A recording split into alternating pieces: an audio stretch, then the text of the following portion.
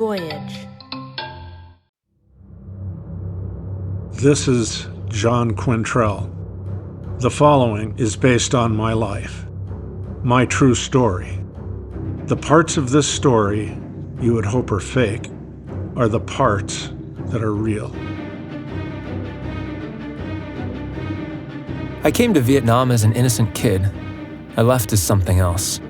In between, I met someone who, depending on the day, might have been the best soldier on the battlefield or the worst human being that had ever existed. Sometimes he was both. David Carmichael, 196th, Chargers. Terry Sapp, 43rd, Light. John Quintrell, 25th, Wolfhounds. Yes, sir. Go over there. Deuce and a half will take you to Cu Chi. I turned from the bleachers where the NCO was reading out assignments and started walking in the direction he indicated. But I was still close enough to hear the NCO say this. Wolfhounds. I feel sorry for you, man. I didn't turn back to ask him why. When I arrived at the truck, there were half a dozen guys loading their duffel bags getting ready to leave. I noticed there was an M60 mounted on the roof of the truck. When the driver came around, he said, "We get ambushed along the way? One of you guys get on that M60 and rock and roll."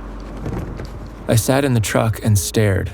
I was still adjusting to the time difference and quickly drifted into near sleep. As I did, the greenery of Vietnam melted away, replaced by white sand. Back home, my biggest concerns were how much surfing I'd be able to do that day and which girl I had fallen in love with that afternoon. We had bonfires on the beach every night. I dropped out of college and lost my draft deferment. My dad handed me a selective service letter one day, and that was that. I was 19 years old. The only thing I knew was a kid from my high school, Eddie Tesla, went over there and got killed in 2 weeks. Would I survive 2 weeks? Shoot, it can't be like everyone dies that quick, or there'd be no one left to fight the war. I figured Eddie Tesla was an outlier, an anomaly. I mean, how bad could it really be? This was the US Army. They had to know what they were doing, right? I snapped awake in time to see some Vietnamese children lined up on the side of the road. They were smiling and laughing and giving us all the finger. Welcome to Vietnam. We allowed to shoot the kids? Jesus, Sally. You could shoot next to them. Just scare them a little. I've heard the Viet Cong teach the children to use RPGs. Bullshit. That's what I've heard. You're gonna scare the sleepy guy. That presupposes being scared is a negative. Sleepy guy, I'm Rich. This is Merlin. Greetings. Doc. Yeah. This dirty bastard is Big Sally. There was a guy I came in with named Little Sally, but I ate him. John Quintrell. Any of you got a rifle yet? They keep saying we'll get him when we get to Cu Chi.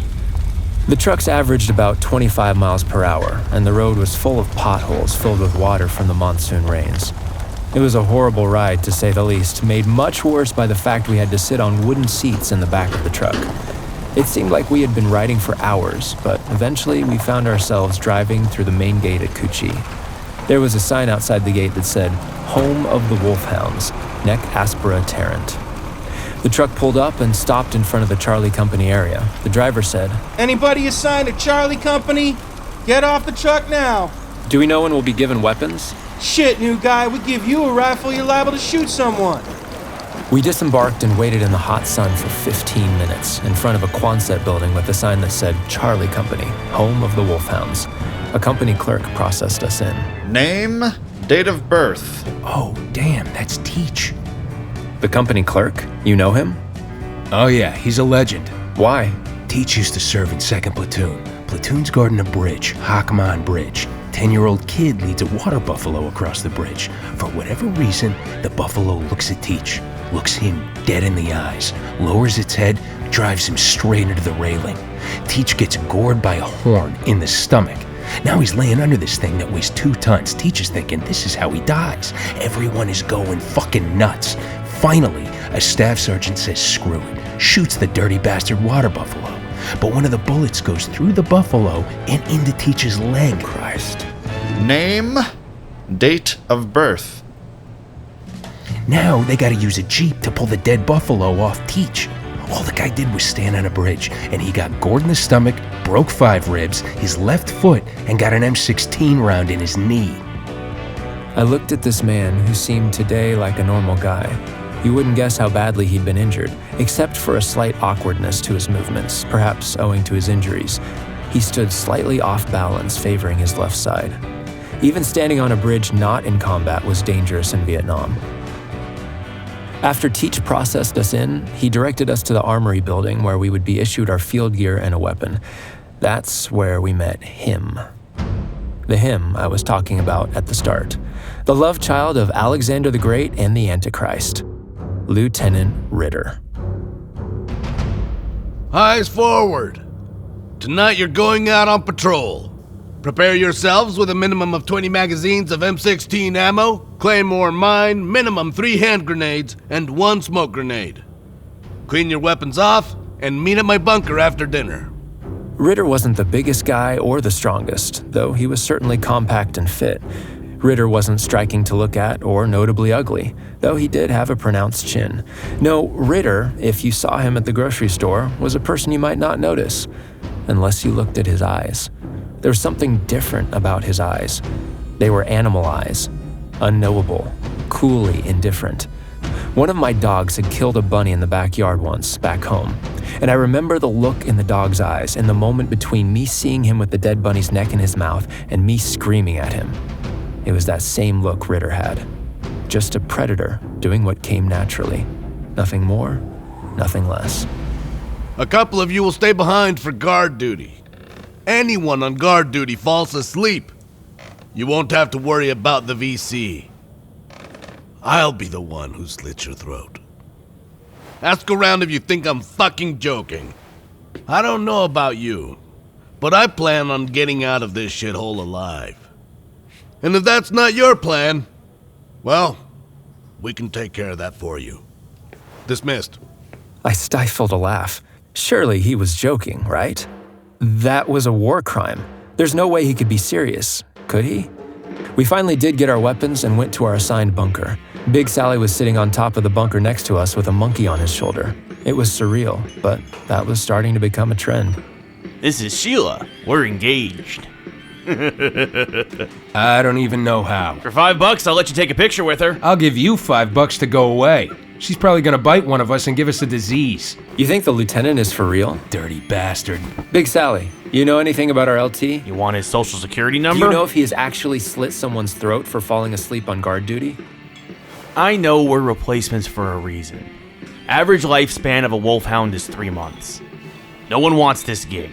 After he was a medic to start, Doc used to work in graves and registration. All day, he'd be putting toe tags on dead soldiers.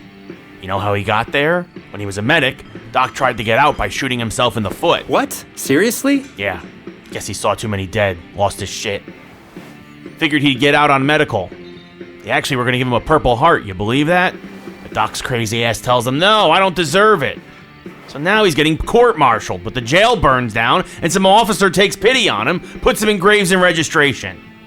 And after all that, he's still spending all day with dead guys, not even getting some time with them alive before they die. And he hates that so much, he comes all the way back to being a medic. He really shot himself in the foot? What, with his .45? M16. No way. Yep, held the barrel of his M16 on his little toe and pulled the trigger. This little piggy went to market. This little piggy got blown off by an M16. Did anyone see him do it? Oh, sure. He did it in front of the crew chief to get on a medevac. What did the crew chief say? Get in.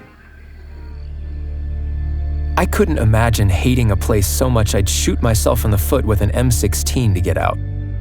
Soon, I wouldn't have to imagine. The time came, and we met outside of Lieutenant Ritter's bunker. We're going into the Hobo Woods. Why do we call them the Hobo Woods?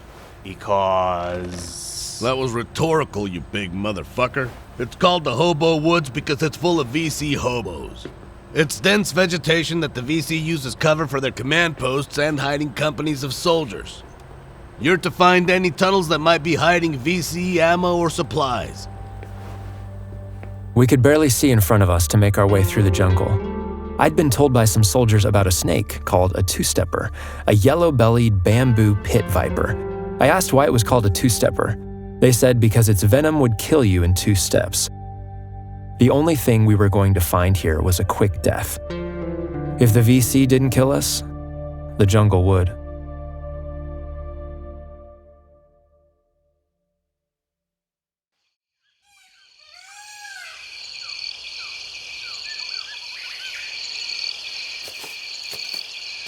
You see those? The ants? Commie ants. Rich was talking about weaver ants, red ants that lived in the jungle. A couple were walking along near us. Because they're red? Because they only attack Americans. I'm hoping to see a tiger. You're hoping? There was a tiger that attacked a recon battalion a few months ago. And you thought, oh great, that sounds like a fun way to meet a tiger. You couldn't just go to the zoo? Seen a tiger in the zoo? Nah, he's not witnessing a tiger. Not truly. Anytime you want to go home, Merlin, just tell them you're fucking nuts. I think they'll go for it, because it has the benefit of being true. Prisoner! Big Sally had found a man in the jungle. What you got? I think he threw that down right when I was coming up on him. And that sure as shit looks like a tunnel 5 yards behind him. Good work, Sally. You're not just a big girl. And I thought you only loved me for my good looks, Lieutenant. I take it back. Shut the fuck up, Sally. Yes, sir. The weapon the Vietnamese man had tossed was an ancient French MAS-36 7.5mm 5-round bolt-action rifle. This guy was definitely not a VC regular, but some poor peasant. Sweat was dripping off the prisoner's face, and he looked terrified. Tôi không biết gì cả. Họ bắt tôi phải đến đây. Họ ép tôi phải giúp xây đường hầm. Tôi không thấy đường rõ. Tôi không thể bắn bất cứ ai nếu tôi muốn. Tôi không biết bất cứ gì ngoài đường hầm mà tôi giúp xây. Vậy thôi. Of course, we didn't speak Vietnamese, and on that particular day, we did not have a Kit Carson scout that could act as our interpreter, so Lieutenant Ritter radioed back to battalion to send us a South Vietnamese interpreter. That meant we had to stand around for 20 minutes with this scared, shitless guy pleading with us in a language we didn't Tôi understand. chỉ có là một người bình thường thôi. Tôi không phải là kẻ thù. What do you think he's saying? Whatever it is, he seems real worked up about it. This will not end well. They'll force one of us to go into that tunnel. I can't go. I'm claustrophobic. I couldn't fit in the hole. Can you believe these tiny guys are giving us so much grief? In 20 minutes, we could hear the sound of helicopter blades in the distance heading our way. Once we had our translator, we could finally interrogate our prisoner. Where are all the tunnels in this area? Tôi chỉ giúp xây một đường hầm phía sau tôi thôi. Họ ép tôi phải làm vậy. Đó là tất cả những gì tôi biết. The prisoner kept saying basically the same thing. He was a peasant forced by the VC to help build a tunnel. The tunnel was the same one we'd found him next to. That was all he knew. Where are all the VC in this area? Tôi không biết. Họ không nói với tôi bất cứ gì hết á. Lieutenant Ritter did not like the answers he was getting. Không. Không. You're gonna learn a new word before this is over. Quintrell, go check out that tunnel. Sir?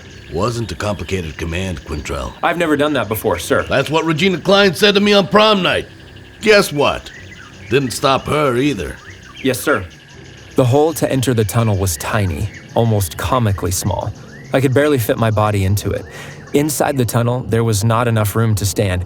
Even if I had been as short as the average Vietnamese male, I still would have had to crouch and crawl. I felt like I couldn't breathe. It was nightmarish to be down here for a few minutes, and the Vietnamese would sometimes live down here.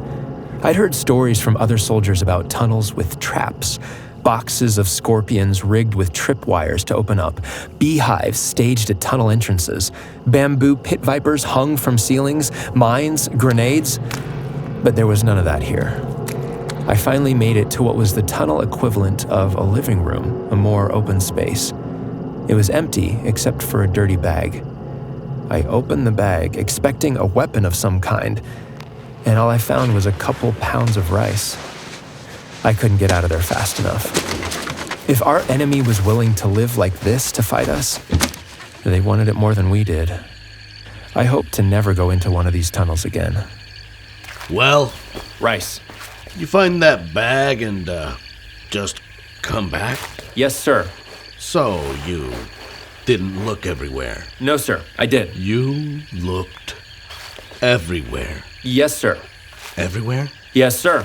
So you're telling me the VC built this thing just to hide enough rice for a company Tôi lunch? nói rồi. Tôi chỉ giúp xây đường hầm thôi. Chưa có ai dùng hết á. Tôi nói rồi. I didn't ask you, Charlie. Lieutenant Ritter went into a rage and threw the prisoner on the ground and kicked him in the ribs. At one point, Ritter took out his .45 cal pistol, stuck it in the prisoner's mouth, and cocked it, threatening to blow his brains out. Tôi chưa bao giờ giết người nữa chồng. Nếu tôi không tới đó, giết gia đình của tôi không biết gì cả. Sinh, đừng có giết tôi. It was the first time I had ever witnessed an interrogation, and I was sure that this method was not approved by the US Army or the Geneva Convention. Unfortunately, Ritter was just getting warmed up. Give me the field telephone. Ritter had the crew chief bring a field telephone over to where the prisoner was kneeling. Ritter stood the prisoner up and pulled his shorts down. What in the hell? Why are you surprised? What do you think the phone was for? Shouldn't we stop him? Go ahead. Think he'll let you? Think everyone I treated out here got shot by the VC? This can't be normal. A lot of things can't be out here, but they are.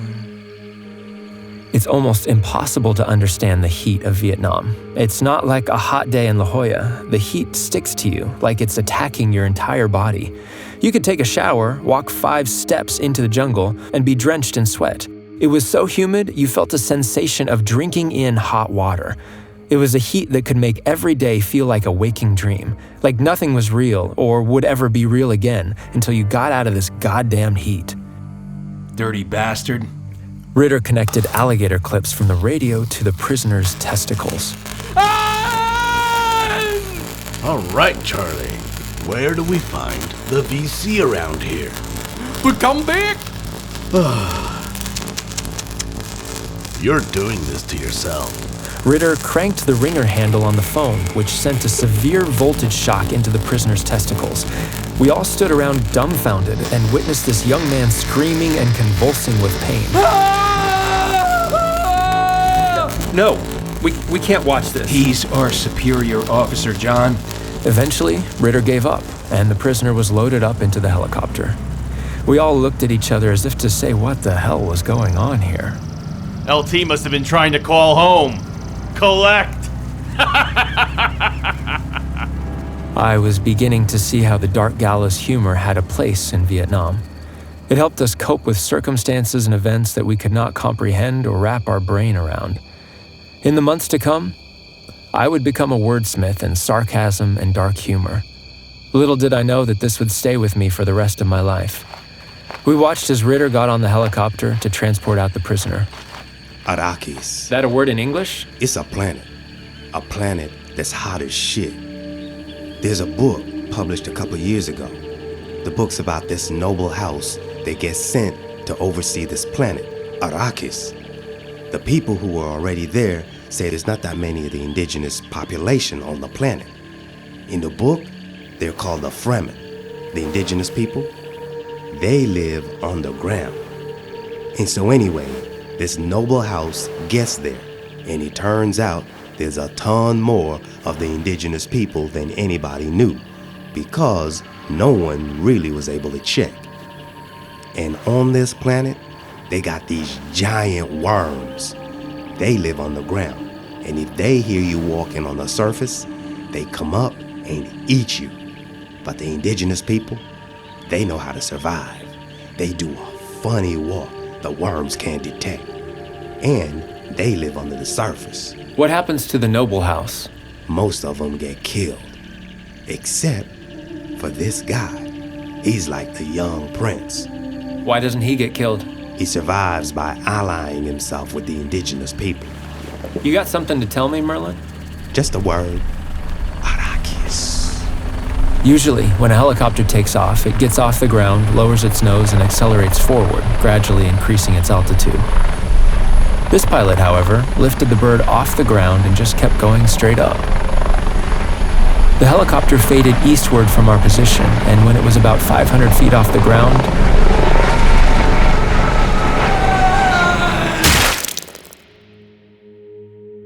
after he fell, I saw Ritter leaning out. And he saw me looking at him. Our eyes locked for a brief instant. Ritter had that look, like my dog with the bunny in his mouth in the backyard. I had not seen Ritter push the man. I just knew in my heart he had. The whole incident was shocking, and it was like watching a movie. There was dead silence among the platoon members until Big Sally said, He must have slipped on some transmission oil. I couldn't believe it when a few of the old-timers started laughing. For several months, I could not get the picture and sound of that prisoner falling to his death out of my mind. I guess Ritter thought he had gotten all the information from him that he could. We never did find any more tunnels or caches of weapons or food, but a couple of the guys came close to getting heat exhaustion. This would be one of many missions that we were sent on that produced no favorable outcomes. I didn't know it then, but that would be the start, the match that lit the fuse. Lieutenant Ritter and I would not both be returning home from Vietnam, because I was going to kill him, or die trying.